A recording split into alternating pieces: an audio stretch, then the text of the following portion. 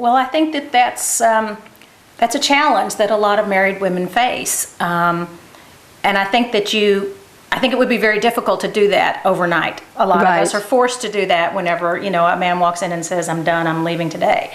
But if you literally stop and think about who you are and what you want out of life, and do separate yourself from him and think about you as an individual, I think that eventually you'll find it and you'll remember and you'll see it.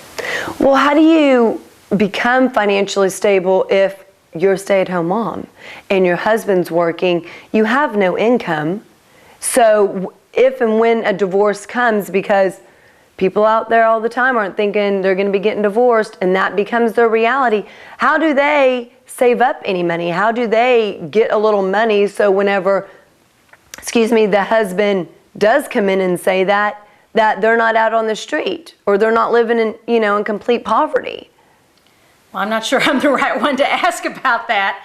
But, I get confounded sometimes whenever I listen to women who say, oh, we're selling the house, I'm moving into this little apartment. And I wonder, why do you have to be the one that moves out?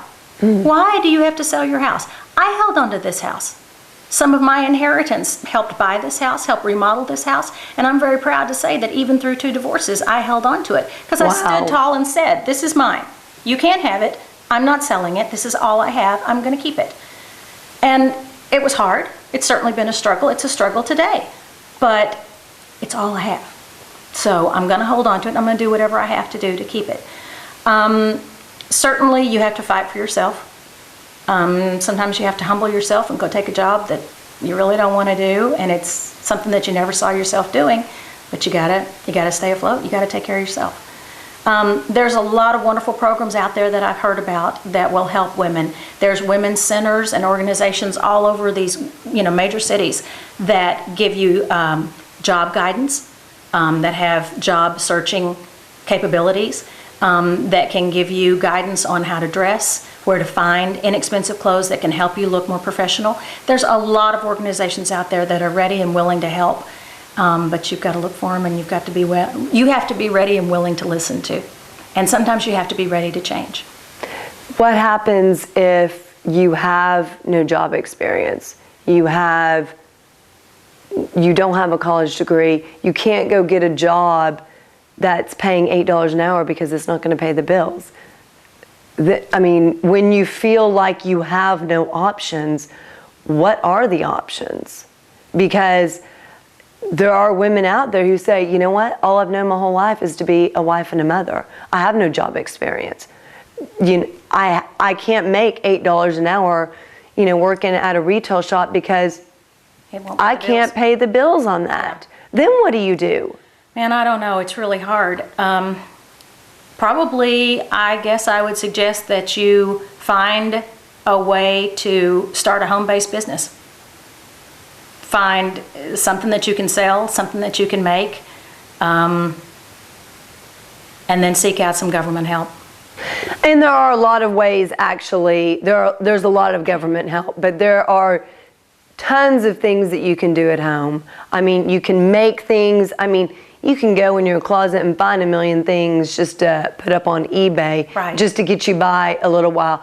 And if you have that desire, you can always go back to school and get a degree. And I truly believe it's never too late. I have a friend who's, granted, younger than 50, but he's like, I'm too old to go back to college. I'm like, no, you're not. There's people in their 50s going back to college. There's people who are 80 getting their high school degree. And I think that's admirable that even after that long that you're like, you know what, that's a goal of mine. Right. That's something I want to do. It's important to you, do it. Absolutely. And I also think never give up. There's a lot of things out there that you can do, but I think you said something that's very key. You have to willing to be able to listen, and you have to be able to change. That's kind of what reinventing yourself's about. It is. So are you an adventure person? Anything out there that you just are dying to do? You mean physical adventure? No. I will not bungee. No skydiving, any kind of thing. No. I was just wondering, once you hit 50, if you're like, okay, life's short, I'm going to go out there and, jump off a bridge or... Not doing a zip line, not taking up kayaking, no. So what's the one thing, once you turn 50, that you've learned maybe through your children or the things that they've taught you about yourself? Well, it's something that I knew all my life, but it's reinforced whenever you see it in their eyes. They're watching everything you do. And every time I think about doing something a little bit crazy, there's a little voice that says, would you embarrass your kids if you did that? So you're still thinking your kids, even, Yeah. Wow. Wow, I wish my mom thought a little bit more about that. Oh, my mom's not watching. Hear me say that. No, seriously. Okay, anyways. So what is it that you would like to tell people, to reiterate to women out there who may be going through something similar? It's just never too late. There's time, there's interesting things to do, there's places to go, there's people to see, and you've got something to give. God didn't put us on this earth to be hidden away. He gave each of us talents and gifts, and sometimes you have to sit down and get quiet and reach deep inside and figure out, what have I got to give? If it's time, give your time. If you have talents, find a way to use them. But don't give up. 50 is just a number. What is it, the new 30? It is. It is. So tell us again. I just want everybody to hear. Tell us again. When you're sitting in the quiet space, how do you go about finding that one thing that you want to do, or a few things that you want to do? If you have no idea where to begin, I know there's a lady sitting out there listening going, but I have no idea where to start. I have no idea what talents I have. I have no idea what kind of work I can do. I have been consumed with my husband and kids all these years. I don't know myself outside of them. Where do I mean, I can say, okay, I'm going to look deep, but if you don't know yourself, how do you find yourself to even know those talents, to even know those interests? Ask your friends and family.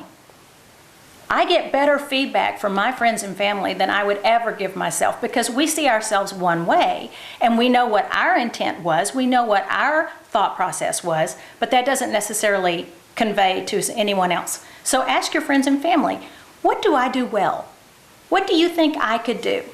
Where do you see my strengths? What makes me me? And you'll be amazed what you hear. But what if what they say doesn't line up with what you think? You have to be willing to listen and change.